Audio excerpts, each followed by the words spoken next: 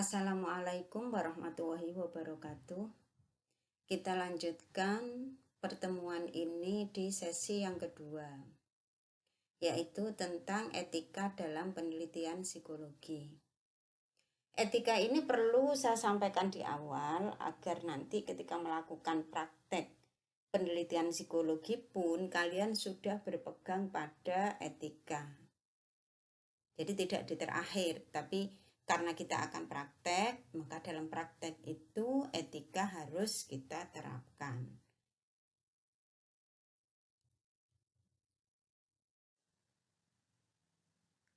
Pedoman etika yang akan saya sampaikan di materi ini itu ada dua, yaitu yang pertama pedoman dari IPI, yaitu American Psychology Association, yang menjadi kesepakatan secara luas atau secara umum terkait dengan etika dalam penelitian. Ada 9. Yang pertama yaitu persetujuan kelembagaan. Jadi dalam melakukan penelitian kita harus mendapatkan persetujuan atau izin penelitian. Karena setiap lembaga memiliki prosedur-prosedur tersendiri dalam melakukan penelitian. Misalnya kalau kalian misalnya di UIN gini ya, UIN punya panduan secara universitas, punya panduan dalam lingkup fakultas. Nah, kalau dalam lingkup fakultas itu seperti panduan penelitian skripsi yang diterbitkan oleh Fakultas Psikologi. Nah, di situ ada aturan-aturan yang harus kalian penuhi. Yang pertama, ini terkait dengan persetujuan kelembagaan atau izin dari lembaga. Bisa berupa surat, misalnya surat izin penelitian yang dikeluarkan oleh lembaga. Kalau di sini ya UIN, ya psikologi. Nah, jadi kalian punya surat izin dari fakultas untuk melakukan penelitian. Ada persetujuan, kemudian ada izin dari partisipan. Izin partisipan ini maksudnya adalah dari subjek penelitian yang mau kita teliti.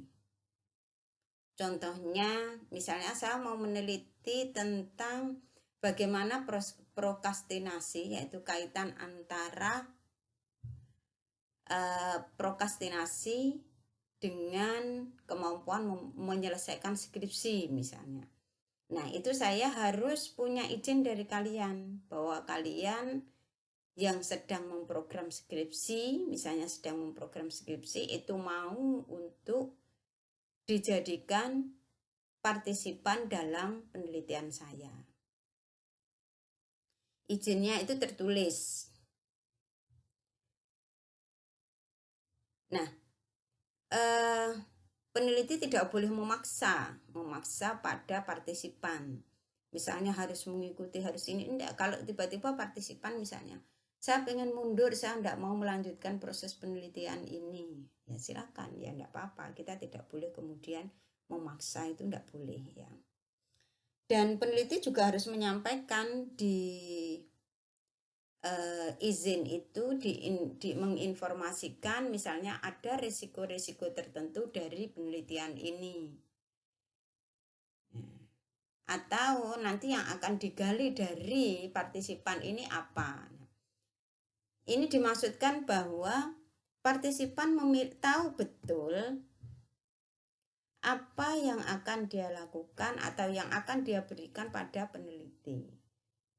Sehingga dengan sukarela menandatangani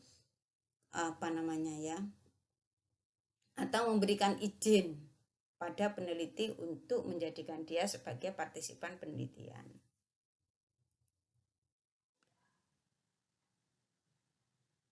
Kemudian izin juga secara tertulis itu terkait dengan kita mau merekam, misalnya pada penelitian kualitatif kita mau merekam proses wawancara, atau pada penelitian kuantitatif misalnya kita melakukan eksperimen, nah eksperimennya itu kita rekam, atau kita mengambil foto gambarnya, kita mengambil dokumennya, meminta dokumen-dokumen tertentu, maka itu juga harus ada izin dari partisipannya.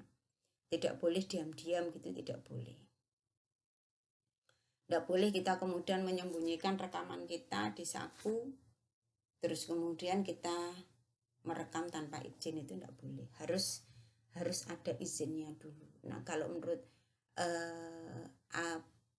IPI itu izinnya tertulis.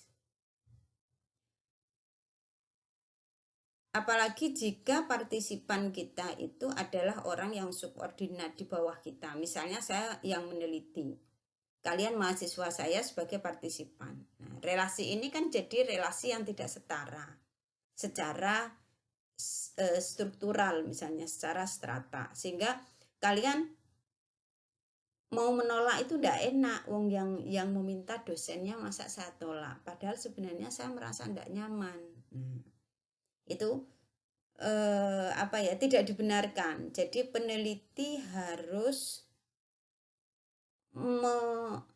memiliki perspektif tentang kesetaraan, bahwa antara meskipun posisi partisipan itu subordinat, tapi dia memiliki hak yang sama, yaitu misalnya boleh kok dia tidak nyaman kemudian dia mundur dari penelitian itu. Dia juga punya hak untuk mendapatkan informasi penelitian ini mau meneliti tentang apa, ada efek-efek negatifnya ataukah tidak. Nah, atau misalnya saya mensyaratkan harus ikut penelitian saya nanti kalau ikut, karena menjadi bagian penilaian dalam prosesnya, tapi ternyata kalian tidak bisa, maka saya harus memberikan tugas alternatif mengganti nilai itu. Saya pernah waktu S2 itu dosen saya, salah satu profesor yang mengampu pada mata kuliah kualitatif, itu semua mahasiswa diajak riset ke Parangkusumo. Jadi daerah prostitusi, jadi daerah prostitusi. Karena waktu itu saya sedang hamil, saya bilang saya tidak bisa ikut, Prof. Ya biasalah, orang Jawa punya pemahaman tentang proses ketika kita hamil itu harus jaga ini. Nah, salah satunya itu dibolehkan, tidak apa-apa. Kemudian saya dikasih tugas pengganti. Teman-teman yang ikut penelitian ke sana ya dia mendapatkan nilai dari keterlibatannya dalam proses penelitian di Parangkusumo. Nah, saya untuk mendapatkan nilai itu saya dikasih tugas pengganti.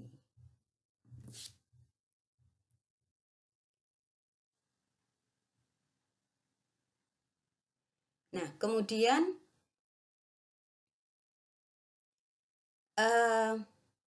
izin tertulis itu bisa juga tidak secara tertulis ya.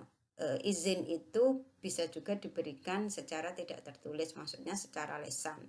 Tapi kita punya bukti bahwa dia mengizinkan. Entah tidak tahu apakah kesediaan mengungkapkan atau apa, terserah. Tapi dibolehkan itu pada penelitian-penelitian yang tidak berisiko. Jadi tidak membahayakan, tidak punya terkait dengan kerahasiaan misalnya atau yang lainnya. Jadi penelitian-penelitian yang tidak berisiko terkait identitas dia atau yang lain.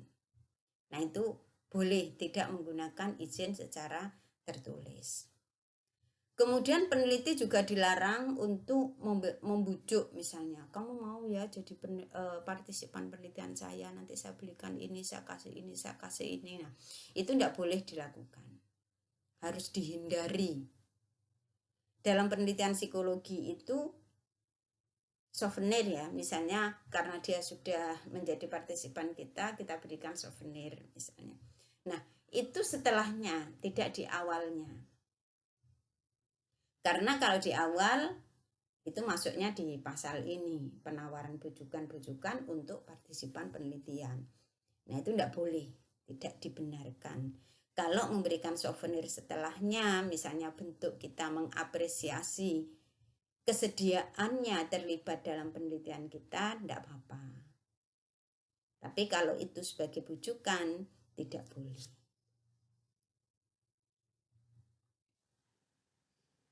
Penipuan dalam penelitian. Nah, melakukan penipuan dalam penelitian. Nah, kita bujuki.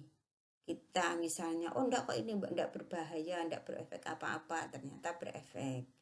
Atau misalnya karena data yang mau kita gali itu data yang agak riskan misalnya, kita katakan oh ini cuma ini kok misalnya, cuma tidak detail, tidak ini. Nah, ternyata yang digali hal-hal yang sensitif misalnya. Nah, itu tidak boleh melakukan itu, dilarang. Jadi harus mengatakan apa adanya, tujuan penelitian kita seperti apa saja yang akan kita lakukan, kemudian data itu kita apakan. Nah, itu kita harus menyampaikan. Kemudian melakukan pembekalan.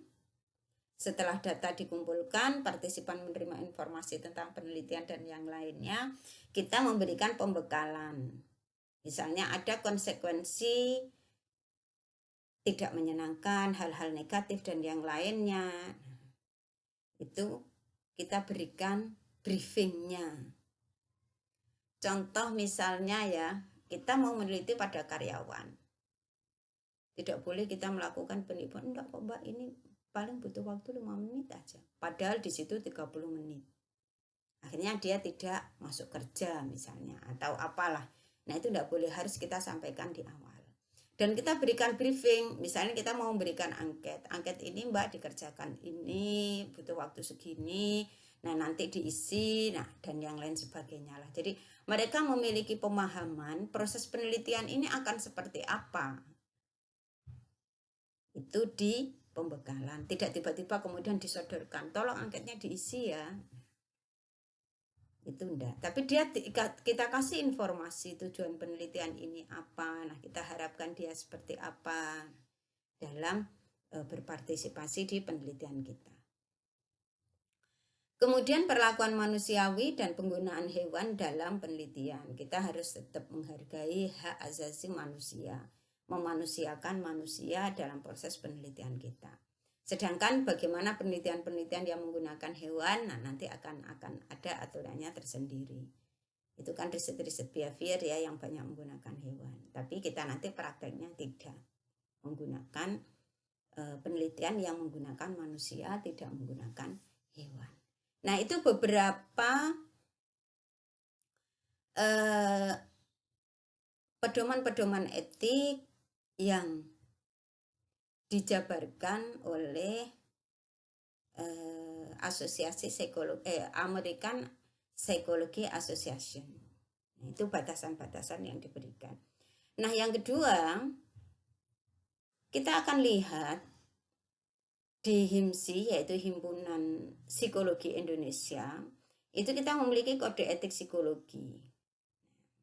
Kode etik psikologi yang terkait dengan penelitian dan publikasi karya ilmiah kita itu ada di bab 9 di pasal 45 sampai 55. Kalian bisa buka buku ini, bisa di-download ya, di-download di webnya HIMSI.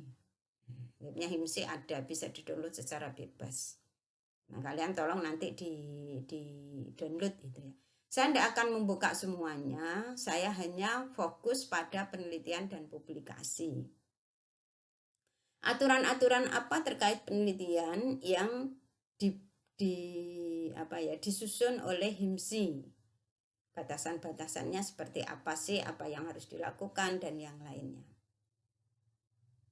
Nah, ini ada di pasal 45 sampai 55. Pasal 45 tentang pedoman umum, bagaimana penelitian itu, 46 tentang batasan kewenangan dan tanggung jawab, 47 aturan dan izin penelitian, kemudian partisipan penelitian, informed consent dalam penelitian, pengelabuan atau manipulasi dalam penelitian, penjelasan singkat atau debriefing, penggunaan hewan dalam penelitian, laporan dan publikasi hasil penelitian.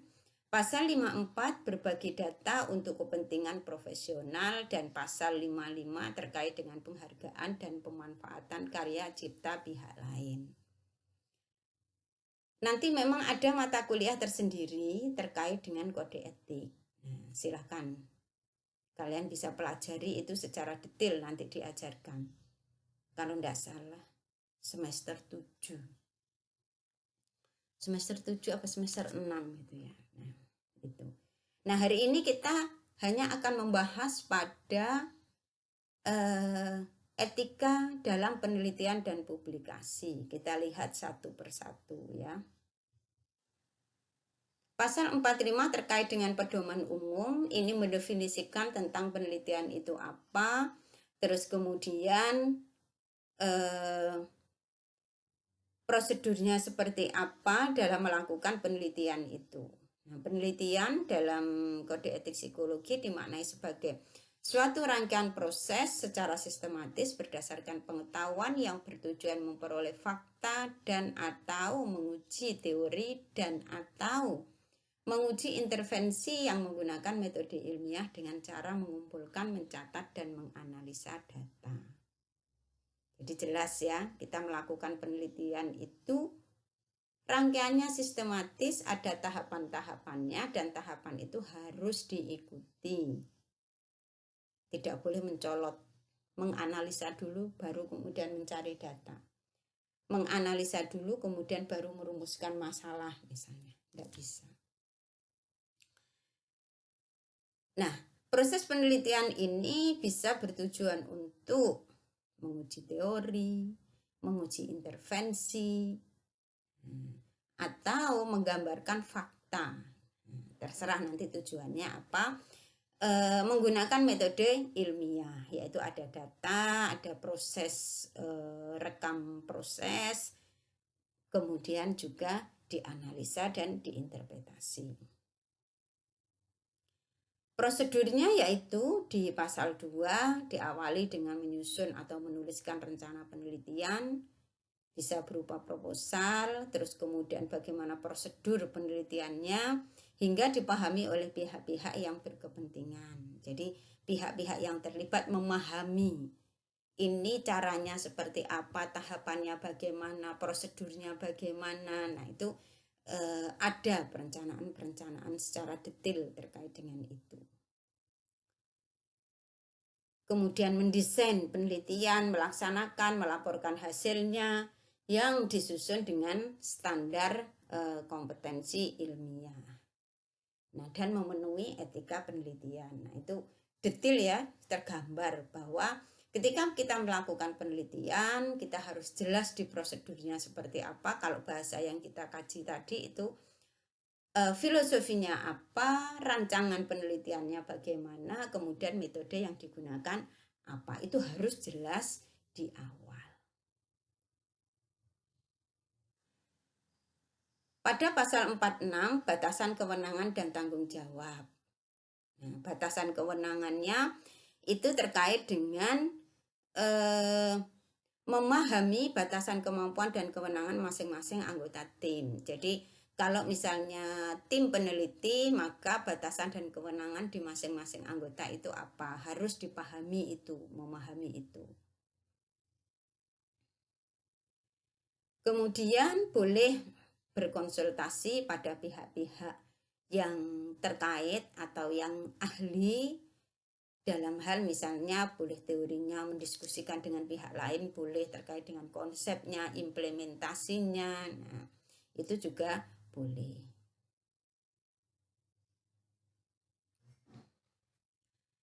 Kemudian tanggung jawab peneliti atau psikolog itu memiliki tanggung jawab atas pelaksanaan dan hasil dari penelitian yang dilakukan.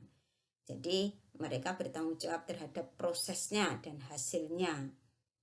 Kemudian ilmuwan dan psikolog itu memberikan perlindungan terhadap hak dan kesejahteraan partisipan. Itu wajib ya bertanggung jawab melindungi hak-hak mereka. Terus kemudian kalau terkait dengan hewan, maka hewan itu juga harus dipertimbangkan sesuai dengan peri kehewanannya. Tidak boleh kemudian dianiaya dan yang lainnya. Begitu juga dengan ketika kita melakukan penelitian tentang manusia kepada manusia. Nah, dua-duanya, kalau manusia dengan peri kemanusiaan, kalau pada subjeknya atau partisipannya hewan, maka dengan peri kehewanan yang kita terapkan. Menghargai kemanusiaannya, menghargai kehewanannya kalau kita menggunakan subjeknya hewan. Pasal 47 aturan dan izin penelitian.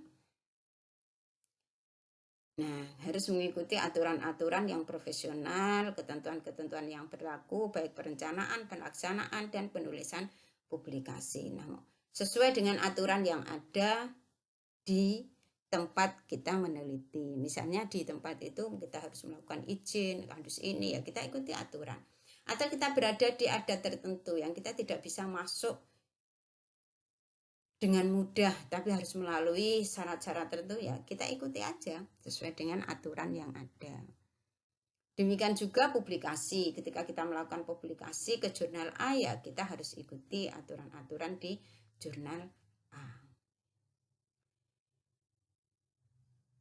Persetujuan lembaga, komite riset, atau instansi lain terkait yang dibutuhkan. Nah, psikolog harus memberikan informasi akurat mengenai rancangan penelitian sesuai dengan protokol penelitian. Jadi ada persetujuan dari lembaga, bisa kalau lembaga itu punya komisi etik juga bisa. Nah, terserahlah di lembaga itu aturannya seperti apa. Kalau di kita, ketika kalian melakukan penelitian, maka harus ada izin penelitian dari lembaga kita sendiri, kemudian kita berikan ke lembaga di mana kita meneliti, kemudian lembaga itu memberikan balasan bahwa mereka mengizinkan atau tidak.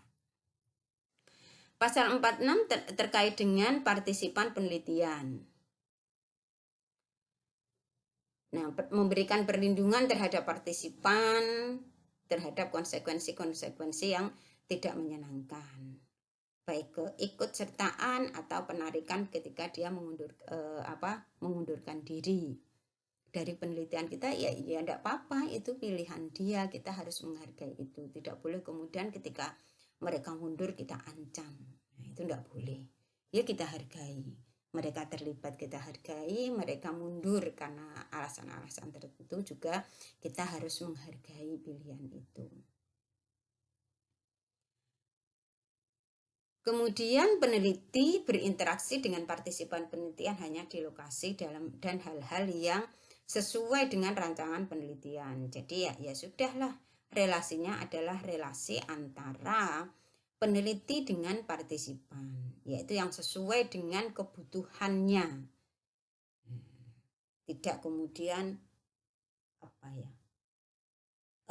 berelasi tapi di luar konteks penelitian. Apalagi terjadi hal-hal yang tidak diinginkan. Nah, itu tidak diperkenankan menurut etika penelitian ini.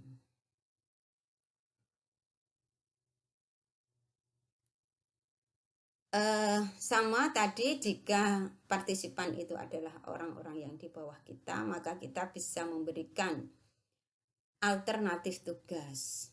Misalnya ya tadi, kalau mahasiswa wajib mengikuti penelitian saya misalnya, tapi karena ada satu hal mereka tidak bisa, atau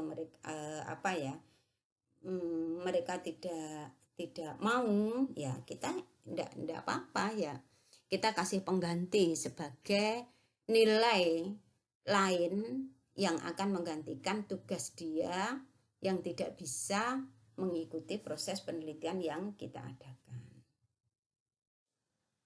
Informal consent dalam penelitian, ini kesediaan mereka untuk menjadi partisipan penelitian kita. Jadi harus ada itu ya dari peneliti. Muatannya apa saja? Muatannya adalah tujuan penelitian. Ada tujuan penelitiannya apa, kita memulakan penelitian, jangka waktunya kapan, keterbatasannya apa, dan yang lainnya. Nah, kita tuliskan di situ. Terus kemudian apabila partisipan tidak memberikan persetujuannya, maka psikolog bisa atau peneliti bisa memberikan penjelasan dan mendapatkan persetujuan dari pihak yang berwenang mewakili partisipan. Misalnya ada hal-hal tertentu, misalnya kita mau meneliti pegawai. Wah, enggak bisa, ini enggak boleh sama pimpinan. Nah, kalau pimpinan boleh, saya baru mau, misalnya. Nah, maka kita yang akan menyampaikan itu pada pimpinannya, memintakan izin kepada pihak-pihak yang berwenang. Nah, kalau kita mengadakan penelitian-penelitian yang terkait dengan intervensi, peneliti harus menjelaskan dari awal bagaimana proses penelitian ini. Nah, itu harus dijelaskan dari awal. Apa aja yang harus dilakukan, nanti partisipan harus bagaimana, dan yang lainnya. Nah, ini harus dijelaskan dari awal. Nah, kemudian apabila itu berefek negatif, apa yang harus dilakukan oleh peneliti, maka peneliti juga harus menginformasikan. Nah, peneliti juga harus berusaha menghindari penggunaan segala bentuk pemaksaan, termasuk daya tarik yang berlebihan agar partisipan ikut dalam penelitian. Nah, itu tidak boleh kayak tadi ya, memberikan imbalan dan yang lainnya, bujukan-bujukan agar mereka mau, itu tidak boleh. Jadi harus memang azasnya adalah azas sukarela, benar-benar memiliki kesediaan tanpa karena ada tekanan atau bujukan. Pasal 49 informed consent dalam penelitian ini terkait dengan perekaman, kemudian pengabaian informed consent itu bisa dilakukan, tidak harus meminta persetujuan jika penelitiannya itu tidak butuh nama, misalnya angket kalian nama boleh disamarkan. Nah, itu tidak perlulah karena kita tidak membutuhkan data mereka, data personalnya. Nah, itu tanpa persetujuan boleh.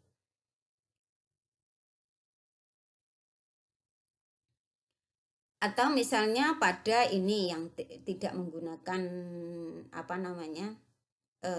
persetujuan secara tertulis, itu pada penyebaran kuesioner yang anonim, jadi tidak butuh nama, observasi alamiah, atau penelitian-penelitian arsip,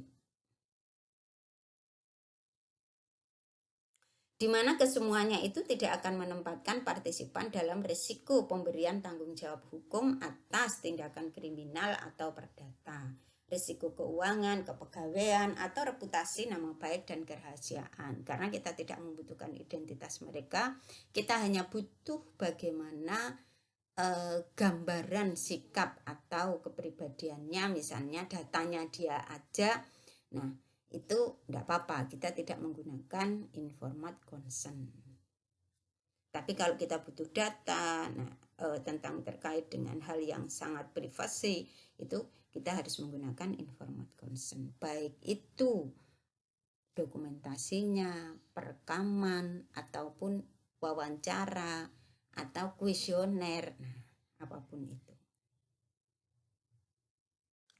Ke-50 mengelabui atau memanipulasi dalam penelitian.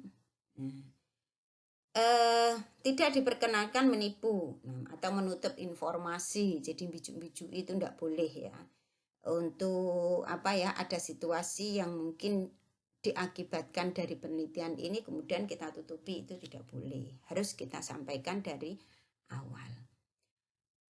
Pengelabuan itu hanya dibenarkan bila ada alasan ilmiah Contoh misalnya pada topik-topik tertentu, kalau kita sampaikan di awal, maka itu akan membuat penelitian ini jadi tidak alamiah, misalnya nanti akan dibuat-buat dan yang lainnya. Nah, kalaupun itu yang terjadi, misalnya karena alasan tertentu, maka kita tetap harus menjelaskannya nanti.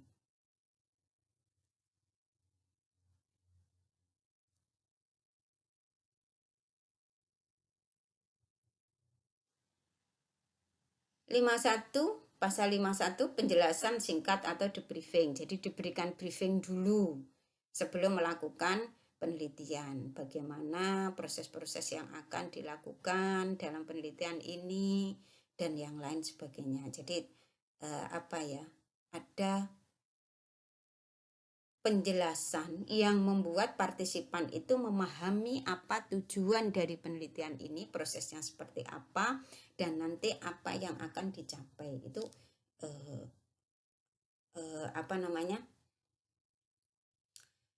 partisipan ini memahami. Pasal 52 penggunaan hewan dalam penelitian. Nah, ini juga kita menggunakan peri kehewanan ya. Nah, menerapkan itu ketika kita menggunakan hewan sebagai partisipan penelitian kita. Tidak boleh kemudian seenaknya sendiri kita kita perlakukan hewan itu, tidak boleh. Kita harus memiliki pertimbangan peri kehewanan ya. Pasal 53 pelaporan dan publikasi hasil penelitian. Psikolog dan atau ilmuwan psikologi, yaitu peneliti, bersikap profesional, bijaksana, jujur, dan dengan memperhatikan keterbatasan kompetensi dan kewenangan sesuai ketentuan yang berlaku dalam melakukan pelaporan atau publikasi hasil penelitian. Nah, ya wis lah apa adanya, tidak usah merekayasa data dan yang lainnya, apalagi plagiarisme. Nah, kemudian apabila menemukan kesalahan yang signifikan pada data yang dipublikasi, maka mereka harus mengoreksi kesalahan tersebut dan melakukan pembetulan. Bisa jadi juga sampai menarik kembali apa yang sudah dipublikasikan. Jadi harus jujur secara keilmuan terkait dengan hasil penelitian itu. Tidak boleh dimanipulasi. Misalnya karena ini adalah penelitian titipan, nah kita memberikan hasilnya sesuai dengan apa yang dimaui oleh pihak yang meminta kita untuk meneliti. Tidak boleh seperti itu. 54 berbagi data untuk kepentingan profesional. Nah, ini peneliti tidak boleh menyembunyikan data yang mendasari kesimpulannya. Jadi harus kita sampaikan, misalnya kita mempublikasikan bahwa hasil penelitiannya begini. Berbasis apa? Nah, datanya itu kita harus terbuka untuk menunjukkan. Tidak boleh kita simpan.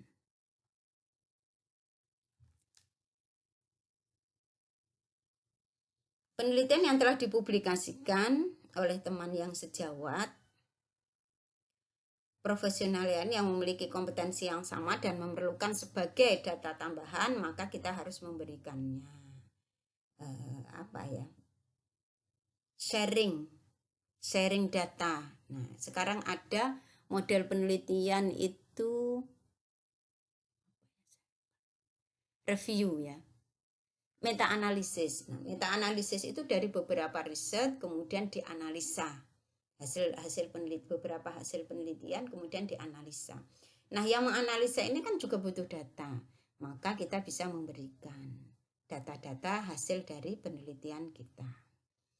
Nah, peneliti harus melindungi kerahasiaan partisipan penelitian. Jadi sama peneliti satu dengan yang lain, kerahasiaan itu menjadi sesuatu yang sangat penting. 55 penghargaan dan pemanfaatan karya cipta lain, pihak lain. Psikolog atau ilmuwan psikologi wajib menghargai karya cipta pihak lain sesuai dengan undang-undang, peraturan, dan kaidah ilmiah yang berlaku secara umum. Nah, kita harus tidak boleh kemudian itu adalah pendapat tokoh misalnya, kemudian kita klaim sebagai pendapat kita, itu tidak boleh. Referensi harus kita tulis secara jelas, sumbernya dari mana. Terus kemudian kita tidak boleh menggandakan, memodifikasi, memproduksi, menggunakan baik sebagian atau seluruh karya cipta lain tanpa mendapatkan izin pemegang hak ciptanya, itu juga tidak boleh. Kredit publikasi yang diberi psikolog atau ilmuwan harus dapat dipertanggungjawabkan dan benar-benar mencerminkan kontribusi ilmiah atau profesional yang telah dilakukan.